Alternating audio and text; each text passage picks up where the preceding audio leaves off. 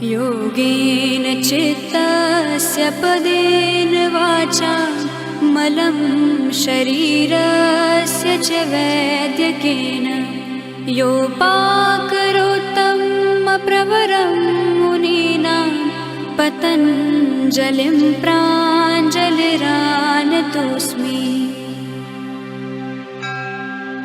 योगेन चित्तस्य पदेन वाचा मलं शरीरस्य च वैद्यकेन योपाकरोत्तं प्रवरं मुनीनां पतञ्जलिं प्राञ्जलिरानतोऽस्मि। योगेन चित्तस्य पदेन वाचा मलं शरीरस्य च वैद्यकेन योपाकरोत्तं प्रवरम्। इसके पहले भी हमने बताया है, जैसे जल में वायु के संयोग से अनंत तरंग निर्माण होते हैं, या उसी जल में हम बाहर से कोई पत्थर डालते हैं, कंकड़ डालते हैं, तो भी उस जल में तरंग निर्माण होती है।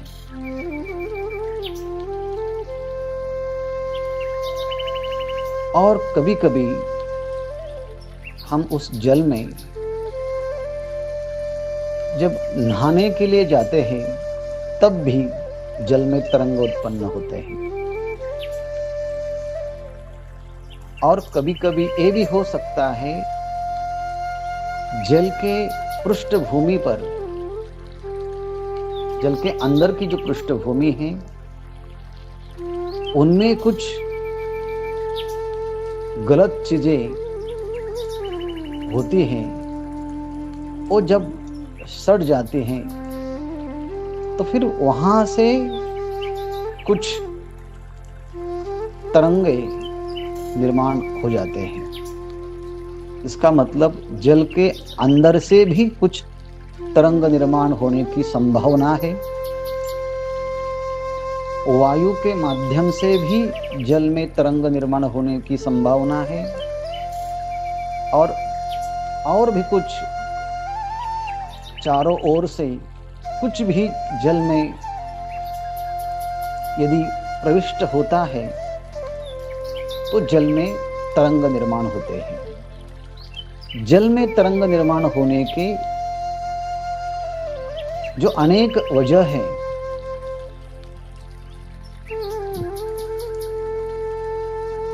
उसके कारण हम ये बता सकते हैं कि जल के सदृश हमारा चित्त है, और उस चित्त में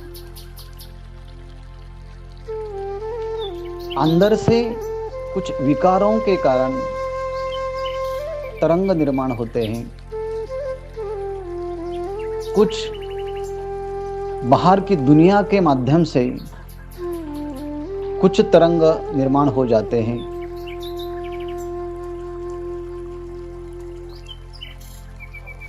और इसी ही तरंग में कुछ तरंग चित्तवृत्तियों के हमें आनंद देने वाले होते हैं, और कुछ चित्तवृत्तियों के तरंग, जिसे हम वृत्ति बोलते हैं, चित्तवृत्तियों में कुछ ऐसिया ढंग से वृत्तियां निर्माण हो जाती हैं कि वो हमें आनंद देती है।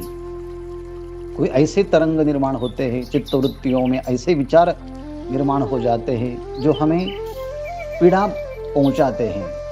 वो पीड़ा हमारे शरीर में होती है, कभी कभी मन में पीड़ा होती है, बुद्धि में पीड़ा होती है। जो तरंगे, जो वृत्तियां निर्माण होती है वो क्लेशदायिनी होती है, उसे हम क्लिष्ट वृत्ति बोलते हैं। और जो वृत्तियां हमें सुख, शांति, समाधान, कुछ प्लेजरेबल सेंसेशन हमारे शरीर में, मन में, बुद्धि में निर्माण करते हैं, उसे हम अक्लिष्ट वृत्ति ही कभी कभी कहते हैं। इस तरह से जो क्लिष्ट और अक्लिष्ट वृत्तियों में से पतंजलि महर्षि जी ने बताया है कि प्रमाण, विपर्यय, विकल्प, निद्रा और स्मृति, इस 5 तरह की वृत्तियां होती हैं और उस 5 वृत्तियों में से कुछ वृत्तियां क्लिष्ट होती है जो हमें जन्म और मृत्यु के दुख में प्रविष्ट कराती है। और कुछ ऐसिया तरह की वृत्ति होती है जो हमें जन्म और मृत्यु की जो अनंत धारा या परंपरा, उस परंपरा को खंडित कर देते हैं। इसका मतलब ये है, ये हमारा चित्त कभी कभी हमें जन्म मृत्यु के ओर ले जाता है और कभी कभी हमारा चित्त हमें मोक्ष की ओर ले जाता है। इसलिए व्यास महर्षि जी ने लिखा है, वहति कल्याणाय च वहति पापाय। इसका मतलब ये है कि हमारा चित्त, हमारा मन, हमारा चित्त की वृत्तियां कभी कभी पाप की धारा से बहती है और कभी कभी पुण्य की धारा से, कल्याण की धारा से बहती है। वहति कल्याणाय वहति च पापाय। क्योंकि हमारा जो चित्त है वो नदी के समान है। चित्त नदी नाम उभयता वाहिनी। हमारा जो चित्त रूपी जो सरिता है, नदी है, वो 2 धाराओं से बहने वाली है। एक तो पाप की ओर से बहने वाली है और दूसरी जो है कल्याण की ओर से बहने वाली है। मतलब मोक्ष के दिशा से चलने वाली है और एक बंध के दिशा से बहने वाली। ये 2 धाराओं से हमारा चित्त का जो प्रवाह है वो कंटिन्यूअसली, सतत वो प्रवाहित होता रहता है। अच्छा, यहाँ तक हम तो आए थे, लेकिन अभी पतंजलि महर्षि बता रहे कि उस क्लिष्ट वृत्तियों का निरोध हमें किस तरह से करना चाहिए। उस क्लिष्ट वृत्तियों का निरोध करने के लिए हमारे पास क्या साधन है? हमारे पास 2 प्रमुख साधन है। एक है अभ्यास और दूसरा है वैराग्य। और ये अभ्यास और वैराग्य के माध्यम से हम क्या कर सकते हैं?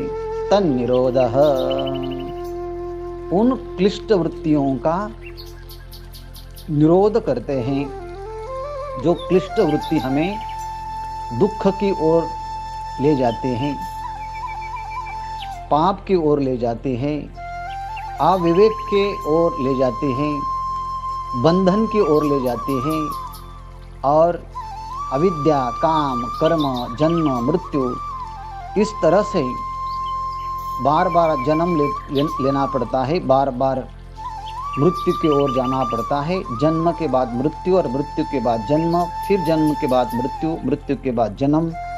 ऐसे जन्म मृत्यु की परंपरा को निर्माण करने वाली चित्त की एक धारा है, वो क्लिष्ट वृत्ति है। उस क्लिष्ट वृत्तियों को रोकने के लिए हमारे पास 2 साधन हैं। एक तो एक अभ्यास है और दूसरा वैराग्य है।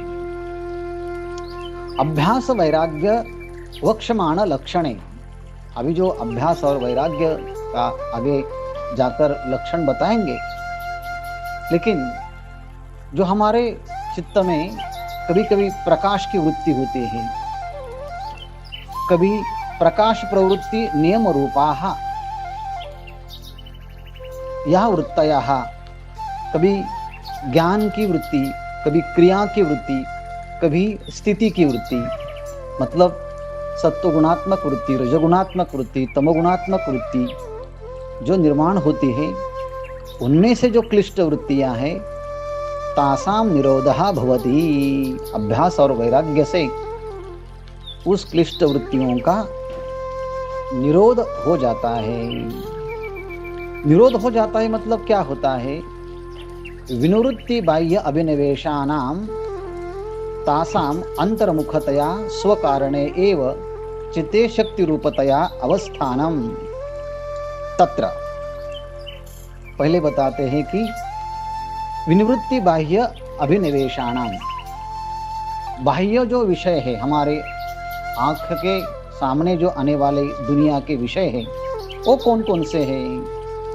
वो शब्द है, स्पर्श है, रूप है, रस है और गंध है। वो तो सभी के सामने आते हैं, लेकिन अविवेक के माध्यम से हम, शास्त्र हमें अनुमति नहीं देता इस शब्द का ग्रहण करने के लिए, स्पर्श का ग्रहण करने के लिए, रस का ग्रहण करने के लिए, तो भी हम करते हैं। मतलब जिस चीज को शास्त्र हमें अनुमति नहीं देता, उस चीज को जब हम स्वीकार करते हैं तो उसका परिणाम दुख में, क्लेशों में होता ही है। लेकिन जब हम बाह्य विषयों से हमारा मन, हमारा वृत्तियां, जब हम कुछ कारण के वजह से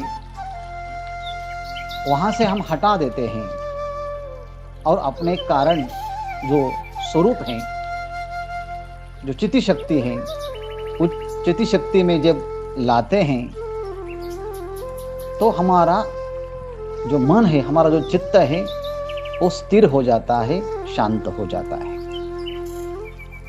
तो चित्त वृत्तियों का जो निरोध होता है वो किस कारण से होता है? दो साधनों बताया है। एक तो है वैराग्य और दूसरा है अभ्यास। वैराग्य का मतलब होता है हमारा जो चित्त है, उस चित्त में विषय के संबंध में जो आसक्ति है, जो राग है, जो लालसा है, जो तृष्णा है, जो खिंचाव है, इसी कारण से हम बार बार शास्त्र ने निषिद्ध जिस चीज को कहा है, उस चीज के प्राप्ति के लिए प्रयास करते हैं। लेकिन प्रयास करके जब उस विषय को प्राप्त करते हैं तो अंतिम हमारे हाथों में क्या मिलता है? दुख, निराशा, विमनस्कता और फिर चंचलता, क्लेश ही मिलते हैं। और इसी कारण से विषयों में अनंत प्रकार के दोष हैं, अनंत प्रकार के क्लेश हैं। विषय का संपादन करने का प्रयास जब करना होता है तब प्रयास होता है। विषय जब संपादन करते हैं तो उनको मेंटेनेंस रखने के लिए बहुत प्रयास करना पड़ता है। और जो विषय हमने संपादन किया है वो कभी कभी नष्ट भी हो सकता है, तो नष्ट होने के कारण फिर कष्ट होता है। और इसी कारण से इस विषयों में अनंत प्रकार के दोष है। वो दोष दर्शन के कारण हमारा चित्त वहां जाने के लिए तैयार नहीं होता। और जब विषयों में कुछ ना कुछ दोष तो रहते हैं और उस दोष के कारण हमें दुख प्राप्त होता है। और विचार के माध्यम से विषयों में दोष है जब हमें पता चलता है, तब हमारा चित्त विषयों के ओर से पीछे आ जाता है। मतलब उस वैराग्य के कारण हमारे चित्त में जो वृत्तियां हैं वो निषिद्ध विषयों के ऊपर नहीं जाती।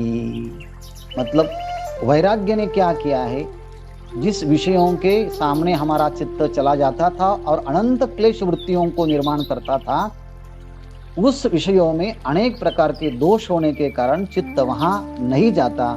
इसका मतलब वहां से चित्त जब हट जाता है और हमारे स्वरूप में आ जाता है, तब अभ्यास की जो प्रक्रिया है तब शुरू होती है। और अभ्यास किसका करना है?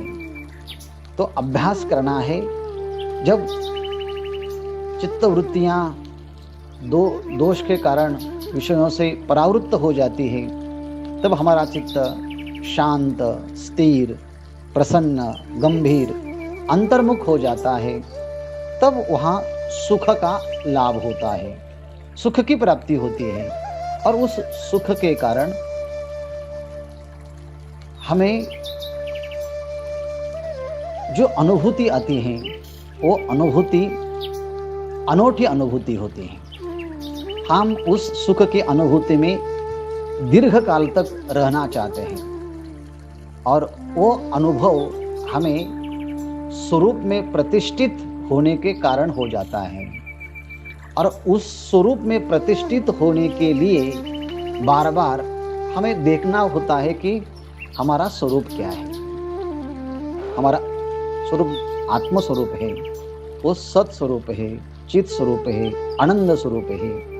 और उस सत का, चित का और आनंद का, उस स्वरूप का बार बार अभ्यास करना होता है। और उसमें बार बार अभ्यास करने से चित्त वृत्तियां स्वरूप में प्रतिष्ठित हो जाती हैं। इसका मतलब अभी दो तरह का हो गया है। वैराग्य के कारण चित्त विषयों से परावृत्त हो जाता है और आत्मस्वरूप का बार बार चिंतन करने से इस तरह से अभ्यास हो जाता है। और उस अभ्यास के कारण हमारा जो मन है, चित्त है, स्वरूप में प्रतिष्ठित हो जाता है।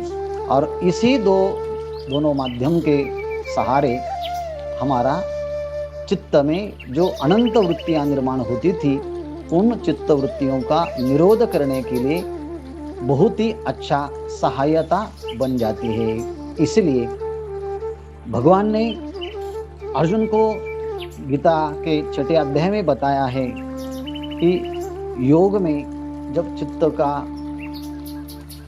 अभ्यास होता है, योग के माध्यम से चित्त वृत्तियां स्थिर हो जाती है, तो समाधि का अनुभव हो जाता है। तो अर्जुन कहता है कि असंशयम महाबाहो मनोदुर निग्रहम चलम अभ्यासेन तु कौन्तेय वैराग्य न च गृह्यते।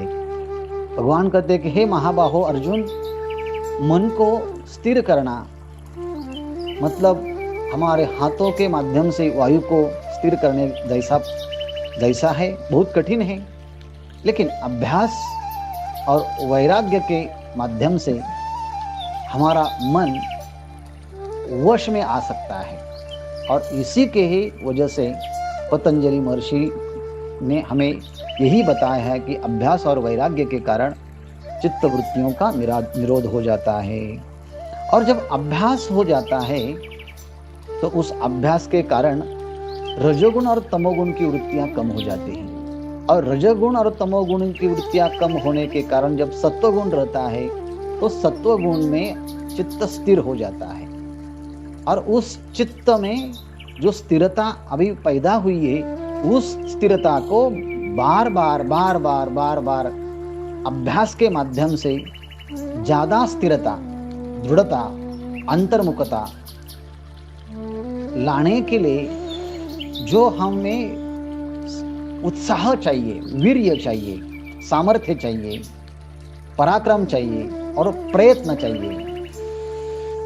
व्यास महर्षि जी कहते हैं कि वीर्यम, उत्साह, प्रयत्न और 3 साधनों के माध्यम से हम ज्यादा से ज्यादा स्वरूप में प्रतिष्ठित होने का अभ्यास करेंगे, तब चित्त वृत्तियों का निरोध भी हो जाता है और हमारा चित्त स्वरूप में प्रतिष्ठित भी हो जाता है।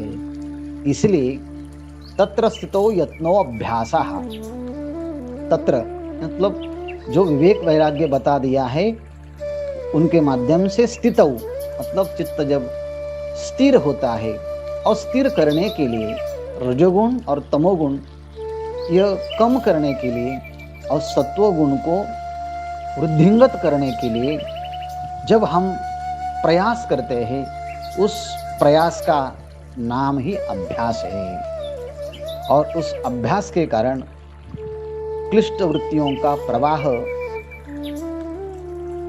शांत हो जाता है। पतंजलि महर्षि कहते हैं कि आवृत्तिकस्य चित्तस्य प्रशांत वाहिता स्थिति तदर्थ वीर्यम उत्साह प्रयत्न तत् संपाद ईशयाः तत्साधन अनुष्ठानम अभ्यासः। मतलब चित्त वृत्तियों का सब पूरी तरह से निस्तरंग हो जाती, प्रशांत हो जाती, शांत हो जाती है। और उस स्थिति का, स्थिर रहने का अभ्यास और बढ़ाने के लिए हमें गुरु से एक बल मिल जाता है, साधना से उत्साह मिल जाता है, और श्रेष्ठ पुरुषों के माध्यम से हमें प्रयास करने का जो उत्साह मिल जाता है, वो तीनों का संपादन करने से और उनका अनुष्ठान करने से अभ्यास बढ़ जाता है। और अभ्यास बढ़ने के कारण चित्त वृत्ति हमारे स्वरूप में प्रतिष्ठित हो जाती है।